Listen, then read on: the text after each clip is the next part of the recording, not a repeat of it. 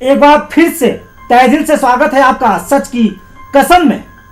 सवाल चल रहे थे, सवालों का जवाब भी मिल रहा था, लेकिन कुछ खामोश सवालों को अब जगाते चलते हैं और उन्हें सीधा पहुंचाते हैं संजीव शर्मा के पास। संजीव ने कई बार ऐसे सवाल नेताओं से पूछे जिससे नेताओं की बौखलाहट सामने आ गई। उनकी कई खबरों ने सियासत का कई बार रास्ता तय किया, उनकी कई खबरों ने सियासत में हड़कंप भी मचाया, लेकिन संजीव खामोश नहीं रहे। खास करके उस समय जब वो बिल्कुल युवा अवस्था में थे, जोश में उन्होंने होश नहीं खोया, ये तारीफ वाली बात है। संजीव, अगला सवाल ब्रेक के बाद आपसे करने जा रहा हूं। याद कीजिए वो दिन जब संजीव को लग रहा था कि उन पर कभी भी कहीं भी हमला हो सकता है, लेकिन आपने खबरों को परोसने से परहेज नहीं किया। संजीव, जानना चाहूंगा।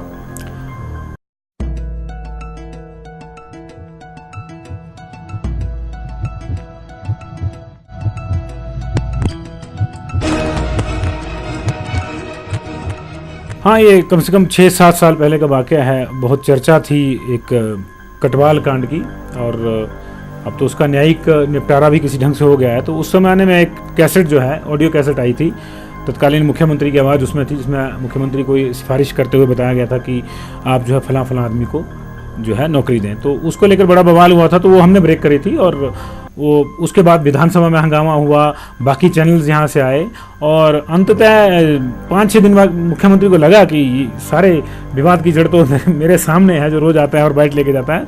तो उन्होंने उस समय कुछ स्पॉन्टेनियस उनका रिएक्शन जो था वो इतना ठीक नहीं था कि कुछ अनर्गल बातें भी कह दी, जिनकी मैं चर्चा टीवी पे ना ही करूँ तो अच्छा है। लेकिन हमने तब भी उनको कहा था कि देखिए, ये जिस तरह की बातें आप कर रहे हैं, एक यंग लड़का करे मेरे जैसा तो ठीक है, आप तो मुख्यमंत्री हैं, मुख्यमंत्री की तरह आप बात करेंगे तो बेहतर रहेगा। तो बाद में उन्होंने उसको रियलाइज़ भी किया, क्योंकि गुस्से में कह गए थे, उन्होंने कहा भी। तो उस दौरान जरूर मुझे लगा था कि यार, मुझे लगता है कि कहीं कुछ ना कुछ जो है कोई अपरिहार्य घटना ना हो जाए। तो वो चिंता जरूर रही, अदरवाइज कभी खबर को लेकर ऐसी चिंता नहीं रही कि खबर करने जा रहे हैं कुछ हो जाएगा। मैंने रात के 2 बजे भी उन्हीं मुख्यमंत्री को भी जगाया है खबर के लिए, बाकी अधिकारियों को भी। तो उस लिहाज से कभी डर नहीं रहा, और डर इस बात का रहता है कि हम कोई खबर करते हैं, कोई अच्छी खबर होती है लोगों की, जिसमें जनहित से जुड़ी होती है, वो कहीं ड्रॉप ना हो जाए, ये डर जरूर रहता है। और क्योंकि आजकल प्रोफेशन में कई ज़्यादा जो है व्यस्तताएँ हैं, कई आप मजबूरियाँ कह लें प्रोफेशन की, कि खबर अगर सही समय तक नहीं पहुँचती है तो ड्रॉप भी हो जाती है। संजीव, चलिए, ये वो बात थी जब आपने कहा कि हाँ, इस तरह के एक माहौल पैदा हुआ था। एक अच्छी बात आपके सामने रखता हूँ, सवाल आपसे करने जा रहा हूं। याद कीजिए जब आपकी खबर की बदौलत, आपके चैनल की बदौलत एक इंसान की जान बचाने की आपने कोशिश की। अब देखिए, एक नहीं 2-2 इंसानों की जान बची। संजीव, समय है कि शायद जो मन के अंदर आपके चल रहा है उसे भी आप हिमाचल के आवाम के सामने रखें। देखिए संजीव, ये यूनिवर्सिटी में एक एम्प्लॉइज़ थे, उनकी किडनीज फेल हो गई थी, दोनों किडनी फेल हो गई थी, और वो डायलिसिस करवाने के लिए जाते थे चंडीगढ़ में। तो दिक्कत ये आ रही थी कि जो किडनी उनको डोनेट करना चाह रही थी उनकी वाइफ, लेकिन उनका ब्लड ग्रुप नहीं मिलता था। जहाँ वो डायलिसिस करवाते थे वहीं उनको बिहार का एक जोड़ा मिला, और उनका जो रक्त ग्रुप था वो एक दूसरे के पति से मिलता था, कुछ इस तरह का संयोग हुआ। तो हमको जब ये पता लगा तो हमने इस खबर को जो एक मुहिम बनाया, और मेरे जो संपादक, मेरे जो वरिष्ठ लोग बैठे हैं, नोएडा में बैठते हैं, उन्होंने भी उसको एक मुहिम बनाया, और मेरे सहयोगी चंडीगढ़ से उन्होंने भी इसमें सहयोग किया। तो अंततः हमने ये एक खबर के साथ साथ एक हेल्पलाइन भी खोली, कि उसको हमने टैगलाइन दी थी एक दूसरे के लिए, कि एक जो है वो दूसरे के पति को किडनी देना चाहती है, और दूसरी दूसरे के पति को किडनी देना चाहती है। कुछ व्यवहारिक दिक्कतें भी थी जिनको भी हल करवाया हमारे चैनल ने, और अल्टीमेटली दर्शकों ने जो है बहुत ज़्यादा पैसा दिया था, 20-25 लाख के आसपास जो है एक दिन के भीतर उनके लिए पैसा दिया था, जिससे हमने उनका इलाज करवाया था। बिल्कुल किडनी का प्रत्यारोपण था वो करवाया था। ऊपर वाले की जो मर्जी है उसके चलते जो है 2-1 साल बाद जो शिमला से मरीज थे वो चल बसे, लेकिन दूसरे भी स्वस्थ हैं। लेकिन उस खबर से इतनी ज़्यादा संतुष्टि संजीव मुझे हुई थी कि लगा कि जो मैं कर रहा हूँ वो संपूर्ण हो गया। चलिए संजीव, ये बात हुई पत्रकारिता पेशे की, ये बात हुई उस पेशे की जिसे लोकतंत्र का चौथा स्तंभ कहा जाता है, समाज का आईना कहा जाता है, बशर्ते उसमें जिस तरह की तस्वीर देखी जाए, तस्वीर वैसी ही सामने होगी। बात पारिवारिक की करते हैं। सर जी, सबसे ज्यादा मोरल सपोर्ट आपको मिलता किसका है परिवार में? देखिए, अगर शुरू की बात करें तो माताजी का सपोर्ट रहा, क्योंकि पिताजी फौज की नौकरी में थे, एयरफोर्स में थे, तो निश्चित तौर पे आज यहाँ पोस्टिंग है, कल वहाँ पोस्टिंग है। माताजी भी नौकरी में थी, तो उतना समय दोनों साथ भी नहीं रह पाते थे, तो माताजी के साथ हम लोग रहे और उन्हीं ने पालन पोषण किया, और जिस चीज़ की ज़रूरत पड़ी वो उनसे ही हमने ली। और कभी जो है ये नहीं लगा कि किसी चीज़ की कमी भी है। पिताजी आते तो पिताजी सपोर्ट करते थे, माताजी ने, लेकिन पूरा जो मैं मुझे कहूँ कि हम अगर कुछ हैं तो माताजी की वजह से, पढ़ाया उन्होंने, पाला उन्होंने। फाइनेंशियल सपोर्ट्स अलग चीज़ होती हैं। तो आज की डेट में अगर बात करें तो माताजी भी हैं, अभी भी हैं, पिताजी मेरे नहीं हैं अब, लेकिन माताजी बिल्कुल सपोर्ट करती हैं। और एक और सपोर्ट करने वाली आ गई है आगे, मेरी बीवी, वो बहुत सपोर्ट करती हैं, क्योंकि सबसे ज़्यादा उन्हीं को झेलना पड़ता है। जब मैं किसी खबर को लेकर मेरे दिमाग में कुछ चल रहा होता है, वो कुछ बोलती हैं तो कई बार गुस्सा भी आ जाता है, उसको भी सहन करती हैं। तो बच्चे और उनका भी सहयोग रहता है, तो बिना पारिवारिक सहयोग के वैसे भी आप कुछ नहीं कर सकते। और ख़ासतौर से मुझे लगता है कि जिस तरह का प्रोफेशन हमारा है, तो अगर हमारी बीवियाँ हमको झेल रही हैं तो बहुत बड़ी बात है। सर जी, क्या आप अपने आप को इलेक्ट्रॉनिक मीडिया की कसौटी में खरा उतरते हुए मानते हैं? क्या आप खुद को, आप साधन संपन्न पत्रकार के साथ, आप खुद को इस नजरिए से देखते हैं कि हाँ, आप हर तरह से कुशल है, खास करके इलेक्ट्रॉनिक मीडिया में? देखिए संजीव, दो तरह की पीढ़ियां हैं पत्रकारों की आज की डेट में, ये मेरा मानना है। एक तो है कि बहुत ज़्यादा पैसा वाला जॉब उनका है, और एक है कि जो बिल्कुल अगर ज़्यादा नहीं है तो कम भी नहीं है। मेरे पास दोनों ही ऑप्शन थे। जब मैं दिल्ली में था तो अगर मैं दिल्ली में रह जाता तो शायद मैं बहुत ज़्यादा मोटी तनख्वाह पे होता, लेकिन आज मुझे जितना पैसा यहाँ मिल रहा है, मेरी कंपनी मुझे दे रही है, मैं उससे संतुष्ट हूँ, और कहीं कोई ऐसी कमी मुझे नहीं लगता कि है। ऐसा कभी नहीं हुआ कि मुझे कुछ चीज़ चाहिए और मैं वो नहीं ले पाया, उसको अफोर्ड नहीं कर पाया हूँ। मुझे इस बात की संतुष्टि है कि मैंने ये निर्णय हिमाचल में काम करने का इसलिए लिया था कि मैं अपने प्रदेश के लिए काम करना चाहता था, अपने लिए नहीं करना चाहता था। तो प्रदेश के लिए मैंने काम किया है, इसका मेरे को संतुष्टि है। और उसके बदले में जितना मुझे यहाँ मिल रहा है, शायद मैं दिल्ली में होता तब भी स्थितियाँ वही होती, क्योंकि वहाँ का जीवन उसी हिसाब से महंगा है। तो मुझे नहीं लगता कि कहीं ऐसी कोई दिक्कत है, ठीक चल रहा है। हाँ, बीच में जब मंदी का दौर आया तो ज़रूर ये दिल डरता था कि कहीं यार मंदी में जो छटनी हो रही है, कहीं हमारा नंबर उसमें ना लग जाए। लेकिन मेरी कंपनी की मैं दाद दूंगा कि एक छोटे से चपरासी तो उन्होंने नहीं निकाला, तो रिपोर्टर और बाकी लोग तो बड़ी बात होती है। तो मैं बिल्कुल संतुष्ट हूँ इस प्रोफेशन से, और मुझे लगता है कि अभी मुझ में इतनी ऊर्जा है कि कम से कम एक दशक में इस प्रोफेशन में, इलेक्ट्रॉनिक मीडिया में रहूँगा कम से कम। संजीव, खास करके जो मीडिया पर कुछ चीज़ ऐसी है जो बड़ा बैड इम्पैक्ट डाल रही है, बात पेड न्यूज़ की कर रहा हूँ। क्या मीडिया के भविष्य के लिए आप इसे मतलब खतरा मानते हैं? बात खतरे की कर रहा हूँ, तो कितना बड़ा खतरा है ये मीडिया के लिए?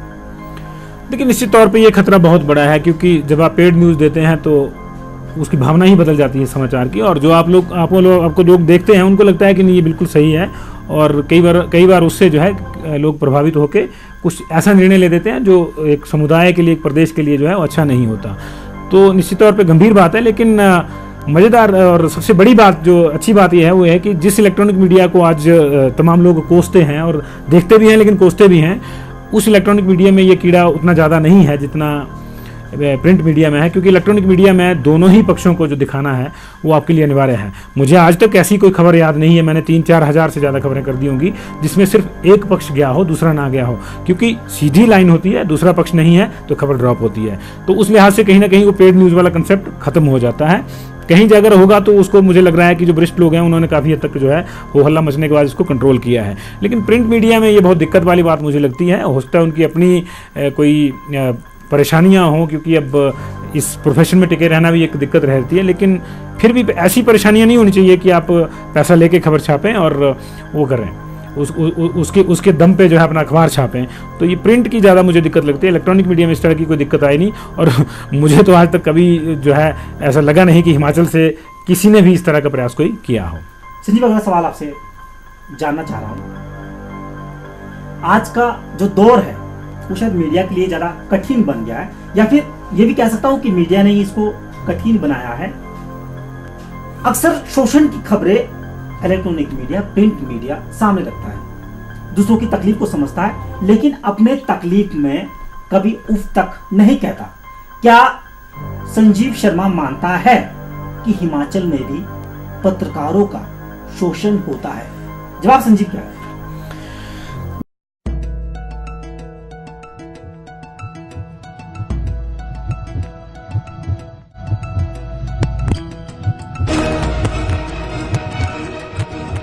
देखिए, इस बात से इनकार नहीं किया जा सकता कि पत्रकारों का शोषण नहीं होता, बिल्कुल होता है, लेकिन इसके हर धंधे के अपने नफ़े हैं, अपने नुकसान हैं। डिपेंड ये करता है कि आप किस तरह की ऑर्गेनाइजेशन में हैं। मुझे पूछें तो मैं एक ऐसी ऑर्गेनाइजेशन से जुड़ा हूँ सौभाग्य से कि मुझे कभी ये लगा नहीं कि कहीं कोई दिक्कत हो रही है। हाँ, काम के मामले में जो है वो मेरा दफ्तर मुझे नहीं कभी स्पेयर करता। काम चाहिए और चाहिए। दाम जो मेरे पैसे दाम का मतलब जो मुझे सैलरी देते हैं वो कभी जो है मुझे मांगने की जरूरत नहीं पड़ी, समय पे जो है उस पर हाइक होता रहा। लेकिन ऐसे नए लोगों के साथ ऐसा जरूर सुनने में आता है कि जो है उनको ऑर्गेनाइजेशन की पे नहीं कर रही है, लेकिन वो ऑर्गेनाइजेशन भी ऐसी है कि कोई साल के लिए आती है, कोई 2 साल के लिए आती है, कोई चुनाव के ही समय आती है। तो मेरी यही सलाह रहेगी नए लड़कों को कि आप भले ही देर से शुरू करें करियर, लेकिन एक ऐसी कंपनी के साथ करें जो आपकी भी कदर करती हो और आपके काम की भी कदर करती हो, और जहां काम करने में आपको मजा आए और जिस कंपनी को आपसे काम करवाने में मजा आए, तभी इस प्रोफेशन में जो है आप बिल्कुल फेयर और बिल्कुल अपना जो फिट होकर काम कर सकते हैं। संजीव, एक आखिरी सवाल कर रहा हूं, कम शब्दों में जवाब चाहूंगा। क्या संजीव ने कभी अपनी खबरों से किसी अपने को फायदा पहुंचाने की कोशिश की? जवाब संजीव।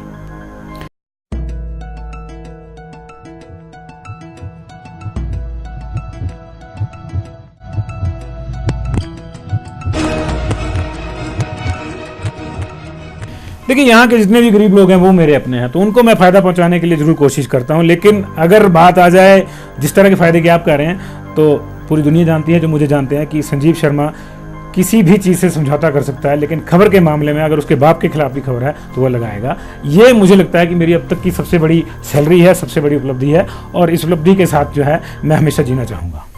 चलिए, कुछ युवा पत्रकार मीडिया में आ रहे हैं, उनके जो रास्ते हैं कि अभी वो कच्चे घड़े की तरह है, जिसको मतलब कुम्हार जैसी शेप देना चाहेगा, घड़ा उतना ही मजबूत होगा। उनके लिए आपकी क्या टिप्स है कि किस तरह वो इलेक्ट्रॉनिक मीडिया में खुद को उतारे, और जो ये जंग है भ्रष्टाचार से लड़ने के खिलाफ, या जो समाज की कुरीतियां हैं उनके खिलाफ लड़ने के खिलाफ जो उनकी जंग है वो कायम रहे? संजीव, क्या कहेंगे आप? सुझाव? देखिए, उनके लिए मेरी एक ही सलाह है कि एक तो शॉर्टकट नहीं है। सफलता अगर आपको हासिल करनी है तो आपको जो है हार्ड वर्क करना पड़ेगा, आपको लंबे रास्ते से ही जाना पड़ेगा, और ऐसे रास्ता जो पथरीला होता है। तो अगर आप शॉर्टकट अपनाएंगे तो जितनी जल्दी आप ऊपर पहुंचे उतनी जल्दी नीचे आ जाएंगे, ये प्रकृति की नियति है। तो अगर आप ढंग से चलते हैं तो बिल्कुल अपना समय आप पूरा जो है देंगे। और दूसरी बात ये है कि अगर आपने किसी को लाभ पहुँचाना है तो गरीब को पहुँचाइए, जो शोषित है उसको पहुँचाइए, जो कुचला है उसको पहुँचाइए, और जो शोषण कर रहा है वो चाहे कितना भी बड़ा है उसके खिलाफ खड़े हो जाओ। जब आप खड़े हो जाएंगे तो आपके साथ एक कारवां जुड़ जाएगा।